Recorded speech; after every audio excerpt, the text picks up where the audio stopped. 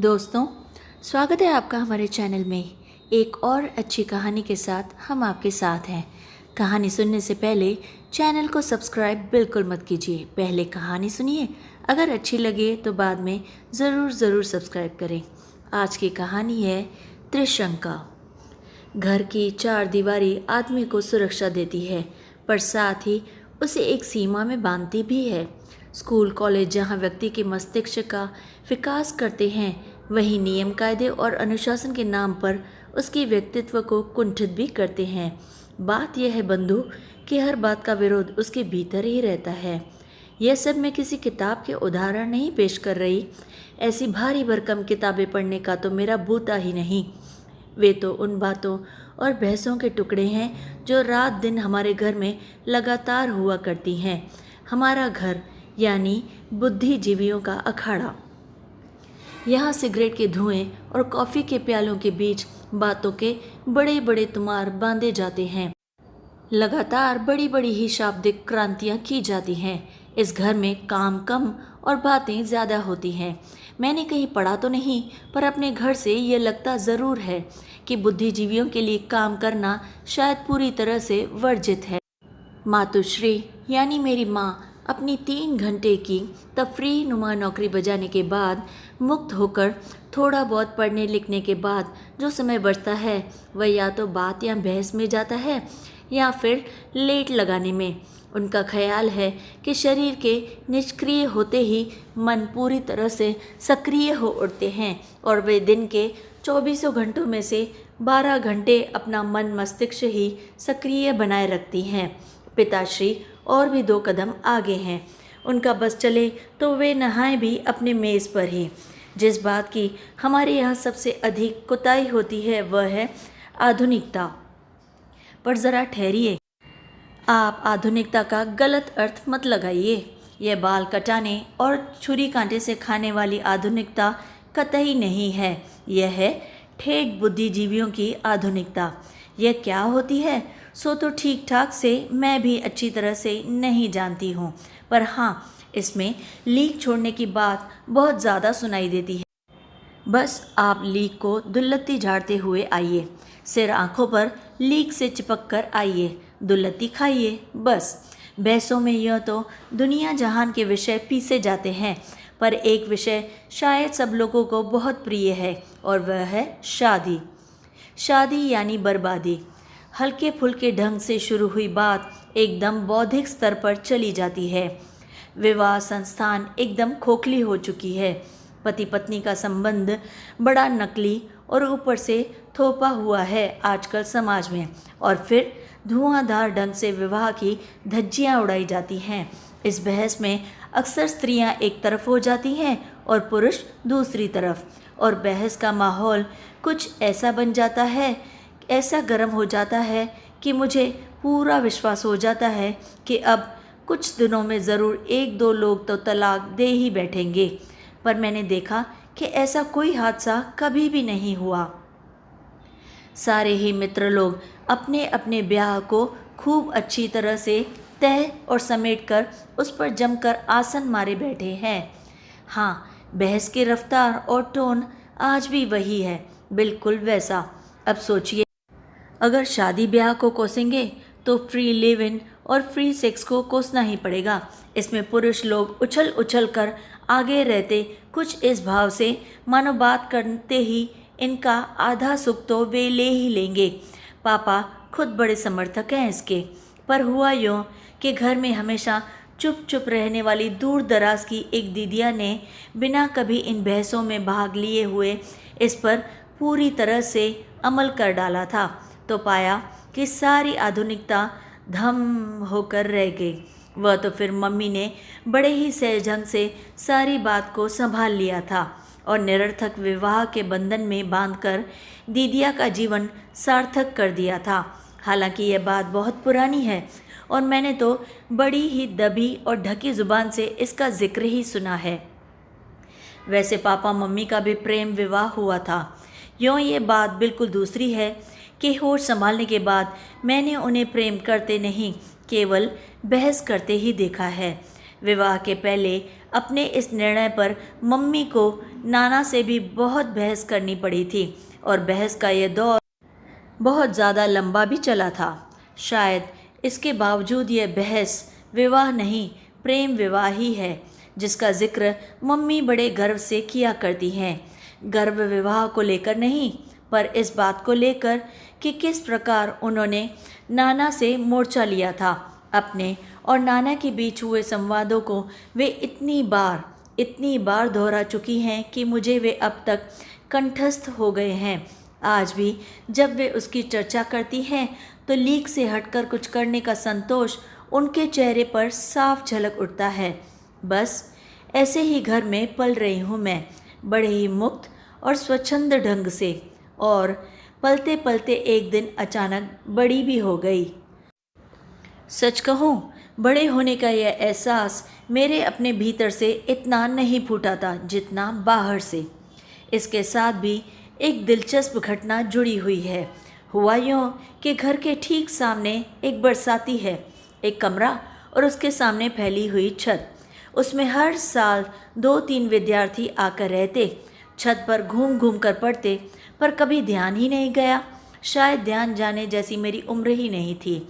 इस बार देखा वहाँ 2 लड़के आए हैं।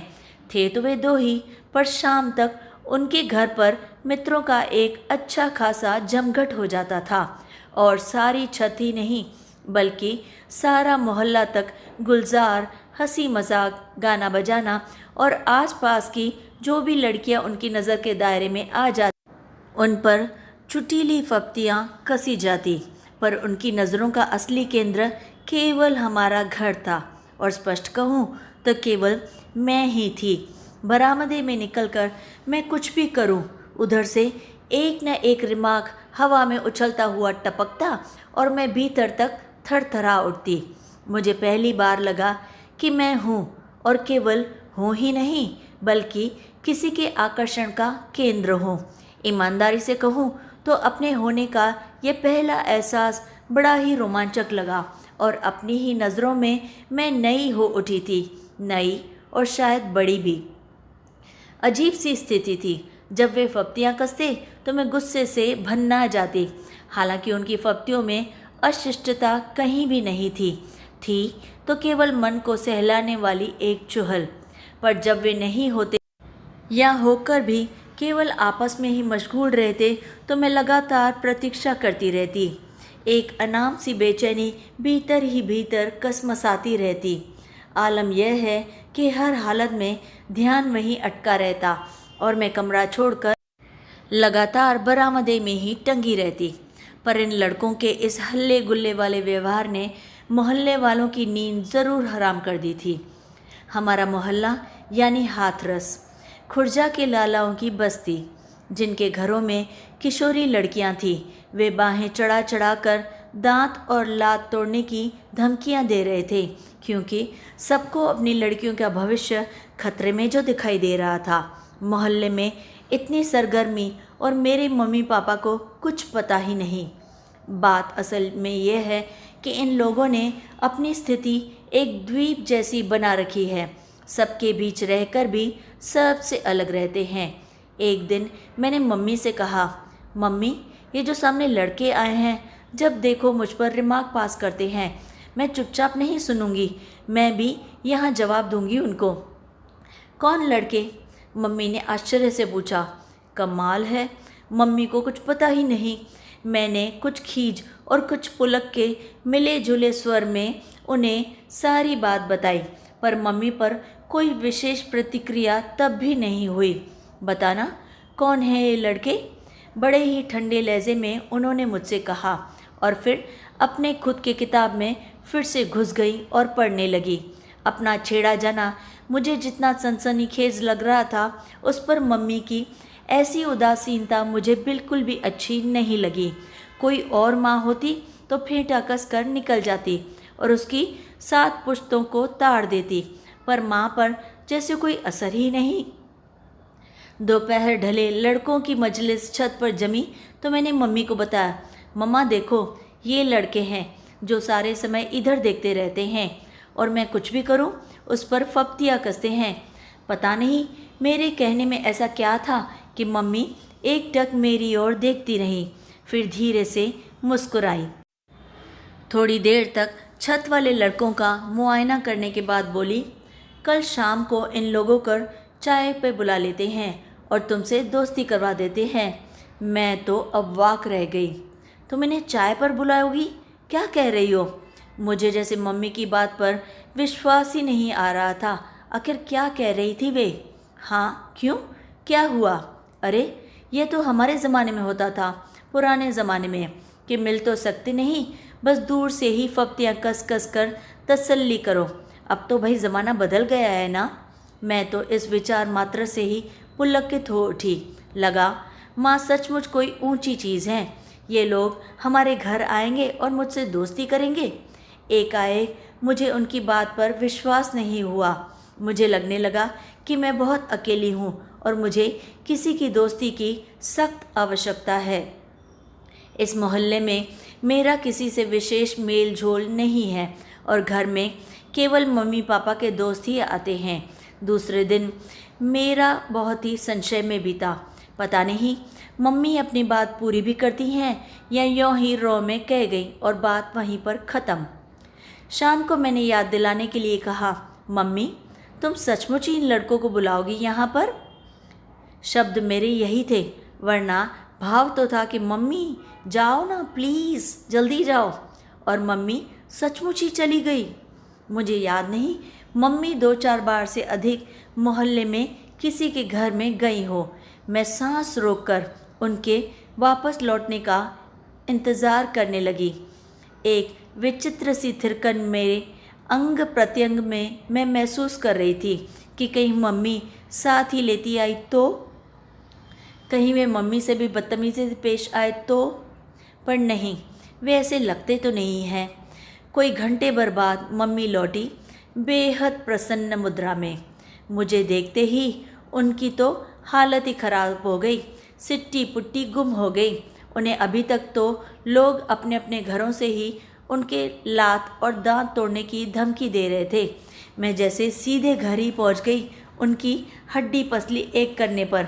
फिर तो इतनी खातिर की बेचारों ने कि पूछो ही मत। बस खुश हो गई मैं तो। बड़े ही स्वीट बच्चे हैं, बाहर से आए हैं, हॉस्टल में जगह नहीं है मिली है इन्हें, इसीलिए यहाँ पर कमरा लेकर रह रहे हैं। शाम को जब पापा आएंगे तब उन्हें चाय पर बुलवा लेंगे। प्रतीक्षा में समय इतना बोझिल हो जाता है, यह भी मेरा पहला अनुभव था। पापा आए तो मम्मी ने बड़े उमंग कर सारी बात बताई। सबसे कुछ अलग करने का संतोष और गर्व उनके हर शब्द में से जैसे छलका पड़ रहा था। पापा ही कौन पीछे रहने वाले थे। वो और भी ज़्यादा प्रसन्न हुए। उन्होंने सुना तो बोले, जाओ जाओ भाई, जल्दी से बुलाओ बुलाओ लड़कों को। अरे खेलने खाने दो और मस्ती मारने दो बच्चों। मम्मी पापा को तो जैसे अपनी आधुनिकता तुष्ट करने का एक ज़ोरदार अवसर मिल रहा था। नौकर को भेजकर उन्हें बुलवाया गया तो अगले ही क्षण सब हाजिर। मम्मी ने बड़े ही कायदे से परिचय करवाया और हेलो हाय का शुल्क आदि के रूप में लिया जाने वाला धन का आदान प्रदान हुआ।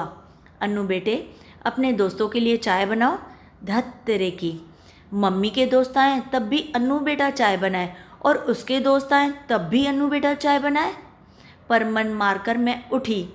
चाय पानी होता रहा, खूब हंसी मजाक भी चला। ये सफाई पेश करते रहे कि मोहल्ले वाले झूठ मूठ ही उनके पीछे पड़े रहते हैं। वे तो ऐसा कुछ भी नहीं करते, इट्स जस्ट फॉर फन। कुछ कर दिया वरना इस सबब का कोई मतलब ही नहीं। पापा ने बढ़ावा देते हुए कहा, अरे इस उम्र में तो यह सब करना ही चाहिए, यही तो उम्र है। हमें मौका मिले तो आज भी करने से बाज ना आए। हंसी की एक लहर यहाँ से वहाँ तक दौड़ गई। कोई 2 घंटे बाद वे चलने लगे तो मम्मी ने उन्हें रोककर कहा, देखो बच्चों, इसे अपना ही घर समझो, जब इच्छा हो चले आया करो। हमारी अन्नू बिटिया को अच्छी कंपनी मिल जाएगी, कभी तुम लोगों से कुछ पढ़ भी लिया करेगी, सही है ना? और देखो, कुछ खाने पीने का मन हुआ करे तो बता दिया करना, तुम्हारे लिए भी बनवा दिया करूँगी। और वे लोग पापा के खुलेपन और मम्मी की आत्मीयता और स्नेह पर बुरी तरह से मुग्ध होते हुए वहाँ से चले गए। बस जिससे दोस्ती करवाने के लिए उन्हें बुलाया गया था वह बेचारी इस तमाशे की मात्र दर्शक भर ही बनी रही। उसके जाने के बाद बड़ी देर तक उनको लेकर ही घर में चर्चा होती रही। अपने घर की किशोरी लड़की को छेड़ने वाले लड़कों को घर बुलाकर चाय पिलाई जाए और लड़की से दोस्ती करवाई जाए, ये सारी बात ही बड़ी थ्रिलिंग और रोमांचक लग रही थी उन दोनों को। दूसरे दिन से मम्मी हर आने वाले से इस घटना का लगातार उल्लेख करती। वर्णन करने में पटु मेरी मम्मी नीरस से नीरस बात को भी ऐसा दिलचस्प बना देती हैं, फिर यह तो बड़ी ही बात दिलचस्प थी। जो सुनता वही कहता, वाह यह हुई ना कुछ बात। आपका बड़ा स्वस्थ दृष्टिकोण है चीज़ों के प्रति, वरना लोग बातें तो बड़ी बड़ी करेंगे पर बच्चों को घोट कर रखेंगे और ज़रा सा शक सुबह हो जाए तो बाकायदा बच्चों की जासूसी करेंगे। और मम्मी इस प्रशंसा से पूरी तरह से निहाल होती हुई कहती, और नहीं तो क्या, मुक्त रहो और बच्चों को मुक्त रखो। हम लोगों को बचपन में यह मत करो, यहाँ मत जाओ कह कह कर कितना बांधा गया था। हमारे बच्चे तो कम से कम इस घुटन का शिकार न हो। पर मम्मी का बच्चा उस समय एक दूसरी ही घुटन का शिकार हो रहा था, और वह यह कि जिस नाटक की हीरोइन उसे बनना था उसकी तो भाई हीरोइन अब मम्मी बन बैठी थी। खैर, इस सारी घटना का परिणाम यह हुआ कि उन लड़कों का व्यवहार एकदम से बदल गया। जिस शराफत को मम्मी ने उन पर ला दिया था उसके अनुरूप व्यवहार करना अब उनकी मजबूरी बन गया था। अब जब भी वे अपनी छत पर मम्मी पापा को देखते तो बड़े ही अदब में लपेटकर एक नमस्कार और फिर मेरी तरफ देखते तो मुस्कान में पलटकर एक हाय मेरी तरफ उछाल देते।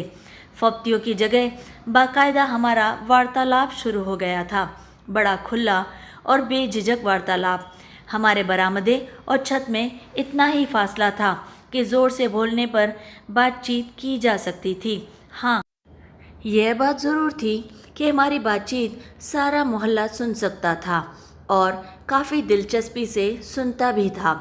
जैसे ही हम लोग आपस में चालू होते, पास पड़ोस की खिड़कियों में एक साथ 4-6 सिर और धड़ आकर चिपक जाते। मोहल्ले में लड़कियों के प्रेम प्रसंग ना हो ऐसी बात तो बिल्कुल भी नहीं। बाकायदा लड़कियों के भागने तक की घटनाएं हमारे मोहल्ले में घट चुकी थी, पर वह सब कुछ बड़े ही गुप्त और छिपे ढंग से होता था। और मोहल्ले वाले जब अपनी पैनी नज़रों से ऐसे ही किसी भी रहस्य को जान लेते थे तो बड़ा संतोष उन्हें होता था। और तो और पुरुष मूँछों पर ताव देकर और स्त्रियां बराबर हाथ नचा नचा कर खूब नमक मिर्च लगाकर इन घटनाओं का यहाँ से वहाँ तक लगातार प्रचार करती रहती थी, कुछ इस भाव से कि अरे हमने दुनिया देखी है, हमारी आंखों में कोई धूल नहीं झोंक सकता। पर यहाँ मेरी तो स्थिति ही उलट गई थी। हमारी वार्तालाप इतने खुलेआम होता था कि लड़कों को खिड़कियों की ओट में छिप छिप कर देखना और सुनना पड़ता था, और सुनकर भी ऐसा कुछ उनके हाथ नहीं लगता था जिससे वे कुछ आत्मिक संतोष पा सके। पर बात को बढ़ना था और बात बड़ी भी। हुआ यह कि धीरे धीरे छत की मजलिस मेरे अपने कमरे में लगातार जमने लगी। रोज़ ही कभी 2 तो कभी 3 या 4 लड़के आकर मेरे कमरे में जम जाते और दुनिया भर के हंसी मजाक और गपशप का दौर चलता। गाना बजाना भी होता और चाय पानी भी। शाम को मम्मी पापा के मित्र आते तो इन लोगों में से कोई न कोई बैठा ही होता था वहाँ पर। शुरू में जिन लोगों ने मुक्त रहो और मुक्त रखो की बड़ी ही प्रशंसा की थी, उन्होंने मुक्त रहने का जो रूप देखा तो उनकी आंखों में भी कुछ अजीब सी शंकाएं तैरने लगी। मम्मी की एकाध मित्र ने दबी जुबान में कहा भी, अन्नू तो बड़ी फास्ट चल रही है भाई, लगता ही नहीं तेरी बेटी है। मम्मी का अपना सारा उत्साह मंद पड़ गया था और लीक से हटकर कुछ करने की थ्रिल पूरी तरह से झड़ चुकी थी। अब तो उन्हें इस सच्चाई को झेलना था कि उनकी निहायत ही कच्ची और नाजुक उम्र की लड़की 3-4 लड़कों के बीच लगातार घिरी रही है। और मम्मी की स्थिति यह कि वे ना तो स्थिति को पूरी तरह से स्वीकार कर पा रही थी और ना ही अपने ही द्वारा बड़े जोर शोर से शुरू किए हुए इस सिलसिले को नकार ही पा रही थी। आखिर एक दिन उन्होंने मुझे अपने पास बिठाकर कहा, अन्नू बेटे, ये लोग रोज़ रोज़ यहाँ आकर जम जाते हैं, आखिर तुम सबको पढ़ना लिखना भी तो है ना। मैं तो देख रही हूँ कि इस दोस्ती के चक्कर में तेरी सारी पढ़ाई लिखाई सब चौपट हुई जा रही है। तेरा पढ़ाई में ध्यान बिल्कुल नहीं है। इस तरह से तो यह सब चलेगा नहीं। रात को तो पढ़ती हूँ ना मम्मा, मैंने बड़ी ही लापरवाही से कहा। खाक पड़ती है रात को, समय ही कितना मिलता है भला। और फिर ये रोज़ रोज़ की धमा चौकड़ी मुझे वैसे भी पसंद नहीं, समझा। ठीक है, 4-6 दिन में कभी आ गए तो फिर भी समझ में आता है, गपशप कर ली। पर यहाँ तो तुम लोग ने मेला ही लगा रखा है, एक न एक रोज़ ही डटा रहता है यहाँ पर। मम्मी के स्वर में आक्रोश का पुट गहराता जा रहा था। मम्मी की यह टोन मुझे अच्छी नहीं लगी, पर मैं फिर भी थी चुप। तू तो उनसे बहुत खुल गई है, कह दे कि वे लोग भी बैठकर पढ़ें और तुझे भी पढ़ने दे। और तुझसे ना कहा जाए तो मैं कह दूंगी उन्हें। पर किसी के भी कहने की नौबत नहीं आई। कुछ तो पढ़ाई के डर से और कुछ दिल्ली के दूसरे आकर्षणों से खिंचकर हॉस्टल वाले लड़कों का आना अब थोड़ा सा कम हो गया था। पर सामने के कमरे से शिखर रोज़ ही आ जाता, कभी दोपहर में तो कभी शाम को। 3-4 लोगों की उपस्थिति में उसकी जिस बात पर मैंने ध्यान नहीं दिया, वही बात अकेले में सबसे अधिक उजागर हो गई। वह बोलता कम था, पर शब्दों के परे बहुत कुछ कहने की कोशिश करता था और एकाएक ही मैं उसकी अनकही भाषा समझने लगी थी। केवल समझने ही नहीं लगी थी, बल्कि प्रत्युत्तर भी देने लगी थी। जल्दी ही मेरी समझ में आ गया कि शिखर और मेरे बीच प्रेम जैसी कोई चीज़ अब पनपने लगी है। यूँ तो शायद मैं समझ ही नहीं पाती, पर हिंदी फिल्में देखने के बाद इसको समझने में खासी मुश्किल नहीं हुई। जब तक मन में कहीं कुछ नहीं था, सब कुछ बड़ा ही खुला था। पर जैसे ही कुछ हुआ तो उसे औरों की नज़रों से बचाने की इच्छा भी साथ में ही आई। जब कभी दूसरे लड़के आते तो सीढ़ियों से ही शोर करते आते, ज़ोर ज़ोर से बोलते हुए आते। लेकिन शिखर जब भी आता, रेंगता हुआ धीरे धीरे आता और फुसफुसाकर हम बातें करते।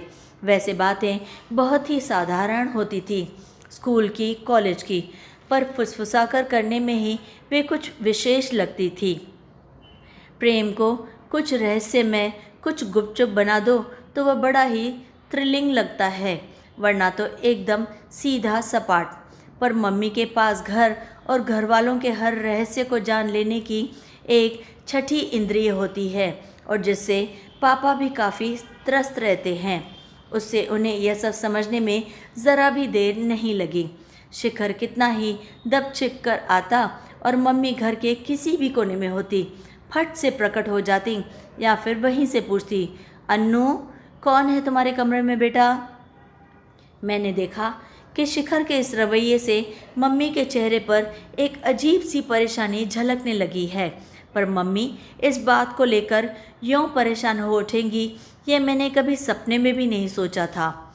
जिस घर में रात दिन तरह तरह के प्रेम प्रसंग ही पीसे जाते रहे हों, कुंवारों के प्रेम प्रसंग, विवाहितों के प्रेम प्रसंग, 2-3 प्रेमियों के एक साथ चलने वाले प्रेम प्रसंग, उस घर के लिए तो यह बात बहुत ही मामूली होनी चाहिए, नहीं? जब लड़कों से दोस्ती की है तो एकाध से प्रेम तो हो ही सकता है। मम्मी ने शायद समझ लिया था कि यह सारी स्थिति आजकल की कलात्मक फिल्मों की तरह चलेगी, जिनकी वे बड़ी ही प्रशंसक और समर्थक हैं, पर जिनमें शुरू से लेकर आखिर तक कुछ भी, यानी कि कुछ भी सनसनीखेज घटता ही नहीं। जो भी हो, मम्मी की इस परेशानी ने मुझे भी कहीं हल्के से विचलित ज़रूर कर दिया था। मम्मी मेरी माँ ही नहीं, मित्र और साथिन भी हैं। दो घनिष्ठ मित्रों की तरह ही हम दुनिया जहान की सारी बातें करते हैं, हंसी मजाक करते हैं।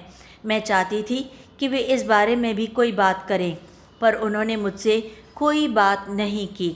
बस जब शिखर आता तो वे अपनी लापरवाही छोड़कर बड़े ही सहज भाव से मेरे कमरे के इर्द गिर्द ही मंडराती रहती। एक दिन मम्मी के साथ बाहर जाने के लिए मैं नीचे उतरी तो दरवाजे पर ही पड़ोस की एक भद्र महिला टकरा गई। नमस्कार और कुशल क्षेम के शुल्क आदि के रूप में लिया जाने वाला धन के आदान प्रदान के बाद वे बात के असली मुद्दे पर आईं। ये सामने के छत वाले लड़के आपके रिश्तेदार हैं क्या? नहीं तो। अच्छा, शाम को रोज़ ही आपके घर बैठे रहते हैं तो सोचा आपके ज़रूर कुछ लगते होंगे। अन्नू के दोस्त हैं। मम्मी ने कुछ ऐसी लापरवाही और बड़े ही निसंकोच भाव से यह वाक्य उछाला कि बेचारी तीर निशाने पर न लगने का गम लिए ही वापस अपने घर को लौट गई। वे तो लौट गई, पर मुझे लगा कि इस बात का सूत्र पकड़कर ही मम्मी अब ज़रूर मेरी थोड़ी धुनाई ज़रूर कर दें। सच कहूँ, कहने वाली का तो कुछ न बना, पर मेरा कुछ बिगाड़ने का हथियार तो मम्मी के हाथ में आ ही गया। मैं अब लगातार सोचने लगी। बहुत दिनों से उनके अपने मन में भी कुछ उमड़ घुमड़ तो ज़रूर रहा था, पर मम्मी ने मुझसे केवल इतना ही कहा, लगता है इनके अपने घर में कोई धंधा नहीं है, जब देखो दूसरों के घर में चोंच गड़ाए रहते हैं। मैं आश्वस्ति नहीं हुई, बल्कि मम्मी की ओर से हरा सिग्नल समझकर मैंने अपनी रफ्तार कुछ और तेज़ कर दी। भाई इतना तो बनता ही है। पर इतना ज़रूर किया कि शिखर के साथ 3 घंटों में से 1 घंटा पढ़ाई में ज़रूर गुजारती। वह बहुत मन लगाकर पढ़ा था और मैं बहुत मन लगाकर पढ़ती। हाँ, बीच बीच में वह कागज़ की छोटी छोटी पर्चियों पर कुछ ऐसी पंक्तियाँ लिखकर मुझे थमा देता कि मैं भीतर तक झंझना जाती। उसके जाने के बाद भी उन पंक्तियों के वे शब्दों के पीछे के भाव मेरी रग रग में सनसनाते रहते और मैं उन्हीं में डूबी रहती। मेरे भीतर अपनी ही एक दुनिया बनती चली जा रही थी, बड़ी ही भरी पूरी और रंगीन। आजकल मुझे किसी की ज़रूरत ही महसूस नहीं होती। लगता जैसे मैं अपने में ही पूरी हूँ। हमेशा साथ रहने वाली मम्मी भी आउट होती जा रही है और शायद यही कारण है कि इधर मेरे मम्मी पर ध्यान देना ही छोड़ दिया है।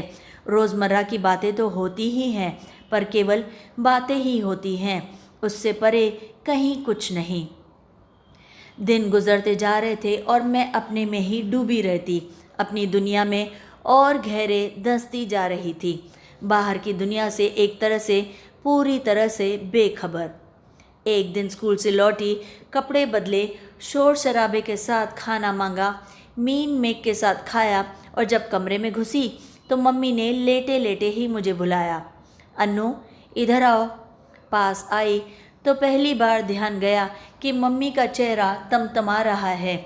मेरा माथा ठनका। उन्होंने साइड टेबल से एक किताब उठाई और उसमें से कागज़ की 5-6 पर्चियाँ निकालकर सामने कर दी। तौबा, मम्मी से कुछ पढ़ना था तो जाते समय उन्हें अपनी किताब दे गई थी। गलती से शिखर की लिखी हुई पर्चियाँ उसी में रह गई थी। तो इस तरह चल रही है शिखर और तुम्हारी दोस्ती। यही पढ़ाई होती है यहाँ बैठकर इस कमरे में? यही सब करने के लिए आता है वो यहाँ पर? मैं चुप। जानती हूँ गुस्से में अगर मम्मी को जवाब देने से बढ़कर मूर्खता और कोई नहीं। तुमको छूट दी, आज़ादी दी, पर इसका मतलब यह तो नहीं कि तुम उसका नाजायज़ फ़ायदा उठाओ। समझती क्या हो तुम खुद को? मैं फिर से चुप। बित्ते भर की लड़की और करतब देखो इनके। जितनी छूट दो उतने ही पैर पसरते जा रहे हैं इनके। एक झापड़ दूंगी तो सारा रोमांस झड़ जाएगा 2 मिनट में। इस वाक्य पर मैं एकाएक तिल मिला उठी, तमक कर नज़र उठाई और मम्मी की तरफ देखा। पर यह क्या? यह तो मेरी मम्मी नहीं है। न ये तेवर मम्मी का है और न ही ये भाषा। फिर भी ये सारे वाक्य बहुत ही परिचित से लगे मुझे। लगा यह सब तो मैंने कहीं सुना है और सटक से मेरे मन में कौंधा, नाना। पर नाना को मरे तो कितने साल हो गए हैं, ये फिर कैसे जिंदा हो गए, और वह भी मेरी मम्मी के भीतर, जो होश संभालने के बाद हमेशा उनसे झगड़ा ही करती रही, उनकी हर बात का विरोध ही करती रही। मम्मी का यही नानाई लहजे वाला भाषण काफ़ी देर तक लगातार चालू रहा, पर वह सब मुझे कहीं से भी छू नहीं रहा था। बस कोई बात अंदर से झकझोर रही थी, तो यही कि मम्मी के भीतर नाना कैसे आ बैठे, और फिर घर में एक विचित्र सा तनावपूर्ण मौन छा गया, खासकर मेरे और मेरी मम्मी के बीच। नहीं, मम्मी तो घर में रही नहीं, मेरे और नाना के बीच। मैं मम्मी को अपनी बात समझा भी सकती हूँ, उनकी बात समझ भी सकती हूँ, पर नाना, मैं तो इस भाषा से भी अपरिचित हूँ और इस तेवर से भी। बात करने का तो प्रश्न ही कैसे उठता है। पापा ज़रूर मेरे दोस्त हैं, पर बिल्कुल दूसरी तरह के। शतरंज खेलना, पंजा लड़ाना और जो फरमाइश मम्मी पूरी ना करे उनसे पूरी करवा लेना। बचपन में उनकी पीठ पर लदी रहती थी और आज भी बिना किसी झिझक के उनकी पीठ पर लदकर अपनी हर बात, हर इच्छा पूरी करवा लेती हूँ। पर इतने माय डियर दोस्त होने के बावजूद अपनी निजी बातें मैं केवल मम्मी के साथ ही करती आई हूँ, और वहाँ एकदम सन्नाटा। मम्मी को पटकनी देकर नाना पूरी तरह से उन पर सवार जो हैं। शिखर को मैंने इशारे से ही लाल झंडी दिखा दी थी, सो वह भी नहीं आ रहा था कुछ दिनों से, और शाम का समय है कि मुझसे काटे नहीं कटता। कई बार मन हुआ कि मम्मी से जाकर बात करूं और साफ साफ पूछूं कि तुम इतना बिगड़ क्यों रही हो। मेरी और शिखर की दोस्ती के बारे में जानती तो हो, मैंने तो कभी कुछ नहीं छिपाया तुमसे, और दोस्ती है तो यह सब तो होगा ही। तुम क्या समझ रही थी कि हम भाई बहन की तरह चलेंगे? पर तभी ख्याल आता कि मम्मी है ही कहाँ जिनसे जाकर यह सब कहूँ। 4 दिन हो गए मैंने शिखर की सूरत तक नहीं देखी। मेरे हल्के से इशारे से ही उस बेचारे ने तो घर क्या, छत पर आना भी छोड़ दिया है। हॉस्टल में रहने वाले उसके साथी भी छत पर न दिखाई दिए, ना घर ही आए। कोई आता तो कम से कम उसका हालचाल ही पूछ लेती उनसे।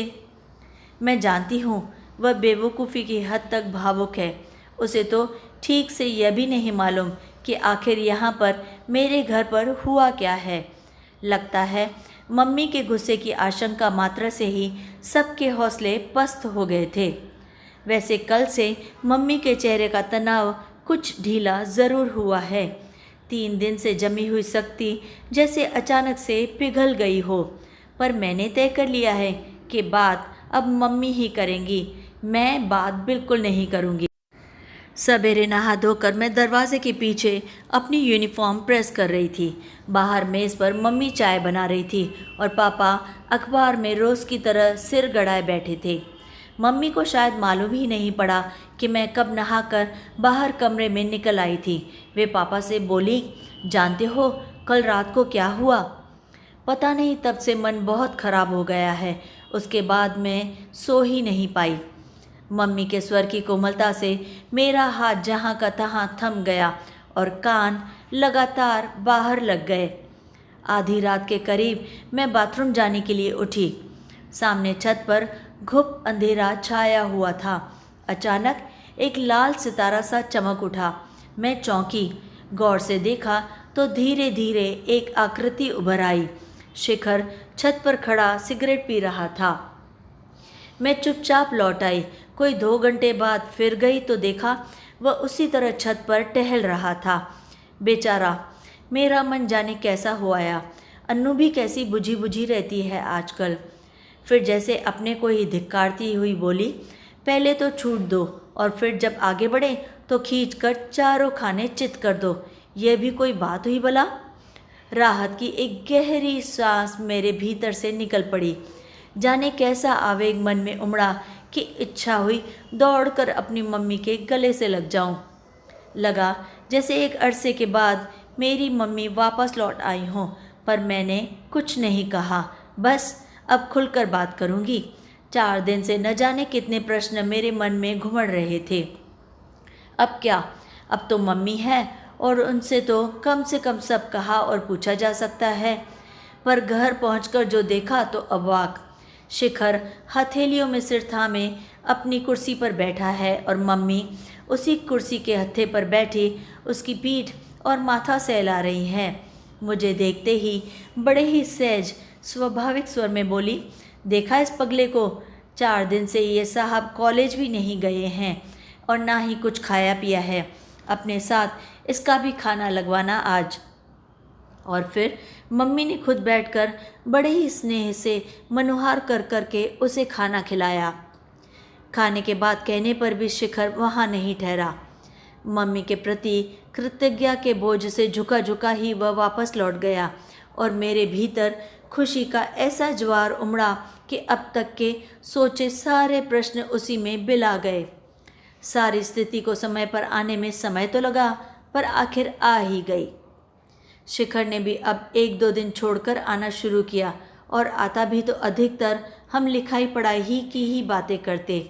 अपने किए पर शर्मिंदगी प्रकट करते हुए उसने मम्मी से वायदा किया कि अब हम कोई ऐसा काम नहीं करेंगे जिससे मम्मी को हमसे शिकायत हो। जिस दिन वह नहीं आता, मैं 2-3 बार थोड़ी थोड़ी देर के लिए अपने बरामदे से ही उससे बात कर लिया करती। घर की अनुमति और संयोग से यह सरेआम चलने वाले इस प्रेम प्रसंग में मोहल्ले वालों के लिए कुछ नहीं रह गया था और उन्होंने इस जानलेवा ज़माने के नाम 2-4 लानतें भेजकर किसी गुल खिलने तक के लिए अपनी दिलचस्पी को अब स्थगित कर दिया था। लेकिन एक बात मैंने ज़रूर देखी, जब भी शिखर शाम को कुछ ज़्यादा देर बैठ जाता या दोपहर में भी आ जाता तो मम्मी के भीतर नाना कसमसाने लगते। उसकी प्रतिक्रिया मम्मी के चेहरे पर झलकने लगती। मम्मी भरसक कोशिश करके नाना को बोलने तो नहीं देती, पर उन्हें पूरी तरह से हटा देना भी शायद मम्मी के बस की बात नहीं रह गई थी। हाँ, यह प्रसंग मेरे और केवल मम्मी के बीच में अब रोज़मर्रा की बातचीत का विषय ज़रूर बन गया था और हम इस बारे में बात भी कर लेते थे। कभी वे मजाक में कहती, यह जो तेरा शिखर है ना, बड़ा लिजलिजा सा लड़का है।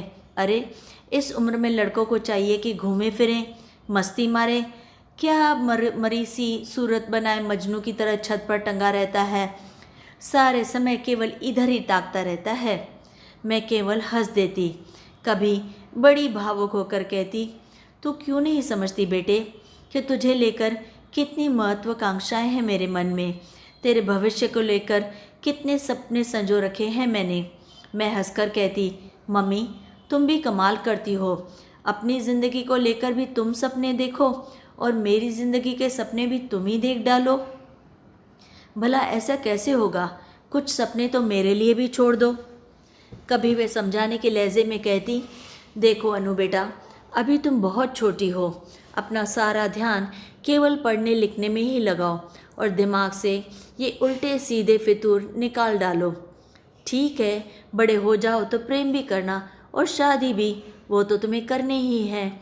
मैं तो वैसे भी तुम्हारे लिए लड़का ढूंढने वाली नहीं हूँ, अपने आप ही ढूंढना, पर इतनी अकल तो आ जाए कि ढंग का चुनाव कर सको। अपने चुनाव के रिजेक्शन को मैं समझ जाती और पूछती, अच्छा मम्मी बताओ, जब तुमने पापा को चुना था तो नाना को वह पसंद था? मेरा चुनाव? भाई, अपनी सारी पढ़ाई लिखाई ख़त्म करके 25 साल की उम्र में चुनाव किया था मैंने। इतना तो तुझे पता ही है, खूब सोच समझ कर और अक्ल के साथ, समझी? मम्मी अपनी बौखलाहट को गुस्से में छिपाकर कहती, बेटा, उम्र और पढ़ाई लिखाई ये 2 ही तो ऐसे मुद्दे हैं जिन पर मम्मी मुझे जब तक धौंसती रहती थी। पढ़ने लिखने में मैं अच्छी थी और रहा उम्र का सवाल, सो उसके लिए मन होता कि कहूँ, मम्मी तुम्हारी पीढ़ी जो काम 25 साल की उम्र में करती थी, हमारी तो उसे 15 साल की उम्र में ही करेगी। इसे तुम क्यों नहीं समझती? पर चुप रह जाती, कुछ न कहती। नाना का जिक्र तो चल ही पड़ा है, कहीं वे ही जाग उठे तो। छमाही परीक्षा पास आ गई थी और मैंने अपना सारा ध्यान पढ़ने में लगा दिया था। सबका आना और गाना बजाना एकदम बंद। इन दिनों मैंने इतनी जमकर पढ़ाई की कि मम्मी का मन अच्छे से प्रसन्न हो गया था, शायद कुछ आश्वस्त भी। आखिरी पेपर देने के पश्चात लग रहा था जैसे एक बोझ था जो हट गया है।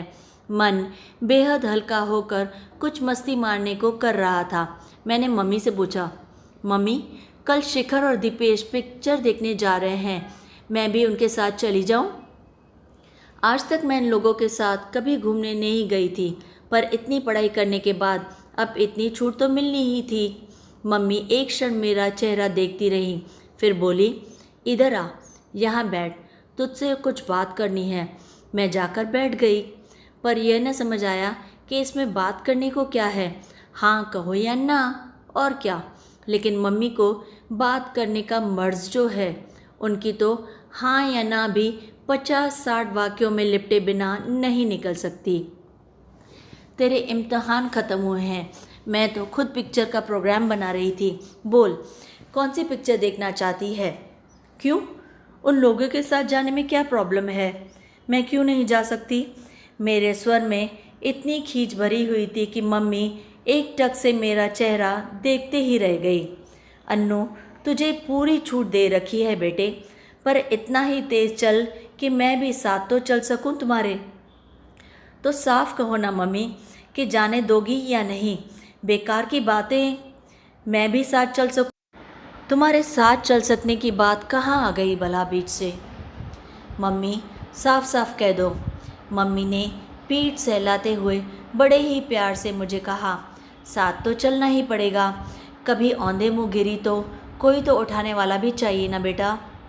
मैं समझ गई कि मम्मी नहीं जाने देगी, पर इस तरह प्यार से मना करेगी तो झगड़ा भी तो नहीं कर सकती मैं उनसे। भला करूं तो करूं क्या? बहस करने का सीधा सा मतलब है कि उनका बखारा हुआ दर्शन सुनो, यानी इस रूप में या उस रूप में 50 मिनट की एक बड़ी क्लास। पर मैं कतई नहीं समझ पाई कि जाने में आखिर हर्ष क्या है। हर बात में ना नुकुर। कहाँ तो कहती थी कि बचपन में ये मत करो, यहाँ मत जाओ कहकर हमको बहुत डांटा गया था और बिल्कुल गलत थे नाना, और खुद अब वही सब कर रही हैं। देख लिया इनकी बड़ी बड़ी बातों को। मैं उठी और दनदनाती हुई अपने कमरे में आ गई, बड़े ही गुस्से में। पर हाँ, वापस आने से पहले एक वाक्य ज़रूर थमा आई। मम्मी, जो चलेगा वह गिरेगा भी, और जो गिरेगा वह उठेगा भी, और खुद ही उठेगा। उसे किसी की ज़रूरत नहीं है। पता नहीं मेरी बात की उन पर प्रतिक्रिया हुई या नहीं। उनके मन में ही कुछ जागा कि शाम को उन्होंने खुद शिखर और उसके कमरे पर आए तीनों चारों लड़कों को बुलवाकर मेरे ही कमरे में मजलिस जमवाई और खूब गर्मा गर्म खाना खिलवाया। कुछ ऐसा रंग जमा कि मेरा दोपहर वाला आक्रोश पूरी तरह से धुल गया। इम्तिहान ख़त्म हो गए थे और मौसम बड़ा ही सुहाना था। मम्मी का रवैया भी अनुकूल था, सो दोस्ती का स्थगित हुआ सिलसिला फिर से शुरू हो गया, और आजकल तो जैसे उसके सिवाय कुछ रह ही नहीं गया था। पर फिर जैसा हर बार होता है, फिर एक झटका। उस दिन मैं अपने सहेली के घर से लौटी तो मम्मी की सख्त आवाज़ सुनाई दी, अन्नू इधर आओ तो। आवाज़ से ही लगा कि खतरे का सिग्नल है। एक क्षण को मैं सख्ते में आ गई। पास गई तो चेहरा पहले की तरह सख्त। तुम शिखर के कमरे पर जाती हो? मम्मी ने बंदूक दागी। समझ गई कि पीछे गली में से किसी ने अपना करतब कर दिखाया है। कब से जाती हो? मन तो हुआ कि कहूँ, जिसने जाने की खबर दी है उसने बाकी बातें भी बता ही दी होंगी, कुछ जोड़ तोड़ कर ही बताया होगा। पर मम्मी जिस तरह गुस्से से भभक रही थी, उसमें मैंने चुप रहना ही बेहतर समझा। वैसे मुझे मम्मी के इस गुस्से का कोई कारण समझ में नहीं आ रहा था। 2-3 बार यदि मैं थोड़ी थोड़ी देर के लिए शिखर के कमरे पर चली ही गई तो ऐसा क्या गुनाह हो गया। पर मम्मी का हर काम, यानी कि हर काम सकारण तो होता नहीं, बस वे तो मूड पर ही चलती हैं। अजीब मुसीबत थी। गुस्से में मम्मी से बात करने का मतलब नहीं, और मेरी चुप्पी मम्मी के गुस्से को और भड़का रही थी। याद नहीं है, मैंने शुरू में ही तुम्हें मना कर दिया था कि तुम उनके कमरे पर कभी नहीं जाओगी। याद है या भूल गई? 3-3 घंटे पर वहाँ दूनी रमा कर बैठता है, उससे जी भरा नहीं तुम्हारा? दुख, क्रोध और आतंक की परतें उनके चेहरे पर गहरी होती जा रही थी, और मैं समझ ही नहीं पा रही थी कि कैसे उन्हें सारी स्थिति समझाऊं। वह तो बेचारे सामने वालों ने मुझे बुलाकर आगाह कर दिया। जानती है, यह सिर आज तक किसी के सामने नहीं झुका, पर वहाँ मुझसे आंख तक नहीं उठाई गई। मुंह दिखाने लायक मत रखना हमको कभी भी। सारी गली में थू थू हो रही है, नाक कटा कर रख दी है तूने। भाई गजब है, इस बार तो सारा मोहल्ला ही बोलने लगा मम्मी के भीतर से। आश्चर्य है कि जो मम्मी आज तक अपने आसपास से बिल्कुल पूरी तरह से कटी हुई थी, जिसका मजाक ही उड़ाया करती थी, आज कैसे उसके सुर में सुर मिलाकर बोल रही हैं। मम्मी का भाषण बदस्तूर चालू, पर मैंने तो अपने कान के स्विच ही ऑफ कर दिए थे। जब गुस्सा ठंडा होगा, मम्मी अपने आप में लौट आएंगी, तब समझा दूंगी। मम्मी, इस छोटी सी बात कर तुम नाहक कितना तूल दे रही हो, पर जाने कैसी डोज लेकर आई है कि इस बार के उनका गुस्सा ठंडा ही नहीं हो रहा, और हुआ यह कि अब उनके गुस्से से मुझे गुस्सा चढ़ने लगा। फिर घर में एक अजीब सा तनाव बढ़ गया। इस बार मम्मी ने शायद पापा को भी सब कुछ पहले से ही बता दिया है। कहा तो उन्होंने कुछ नहीं, वे शुरू से ही इस सारे मामले से आउट ही रहे, पर इस बार उनके चेहरे पर भी एक अनकहा सा तनाव दिखाई दे रहा है। कोई 2 महीने पहले जब इस तरह की घटना हुई थी तो मैं भीतर तक सहम गई थी, पर इस बार मैंने तय कर लिया है कि इस सारे मामले में मम्मी को यदि नाना बनकर ही व्यवहार करना है तो मुझे भी फिर मम्मी की तरह ही मोर्चा लेना ही होगा उनसे, और मैं ज़रूर लूँगी। आखिर दिखा तो दूँ कि मैं तुम्हारी ही बेटी हूँ और तुम्हारे ही नक्शो कदम पर चलती रहूँगी। खुद तो लीक से हटकर चली थी, सारी ज़िंदगी इस बात की घुट्टी पिलाती रही, पर मैंने जैसे ही अपना पहला कदम रखा, घसीट कर मुझे अपनी ही खींची हुई लीक पर वापस लाने के दंदफंद शुरू हो गए। यह क्या है भला? मैंने मन में ढेर तर्क सोच डाले कि एक दिन बाकायदा मम्मी से बहस करूंगी। साफ साफ कहूंगी कि मम्मी, इतने ही बंधन लगा कर रखना था तो शुरू से ही वैसे पालती। क्यों झूठ मूठ आज़ादी देने की बातें करती और सिखाती रही मुझे। पर इस बार मेरा भी मन सुलग कर इस तरह राख हो गया था कि मैं गुमसुम सी अपने ही कमरे में चुपचाप पड़ी रहती। मन बहुत भरा था तो थोड़ा बहुत रो लेती। घर में सारे दिन हंसती खिलखिलाती रहने वाली मैं एकदम से चुप होकर अपने कमरे में ही सिमट गई थी। हाँ, एक वाक़या ज़रूर बार बार दोहरा रही थी। मम्मी, मुझे अच्छी तरह समझ लो कि मैं भी अपने मन की ही करूँगी। हालांकि मेरे मन में क्या है इसकी कोई भी रूपरेखा मेरे सामने बिल्कुल नहीं थी।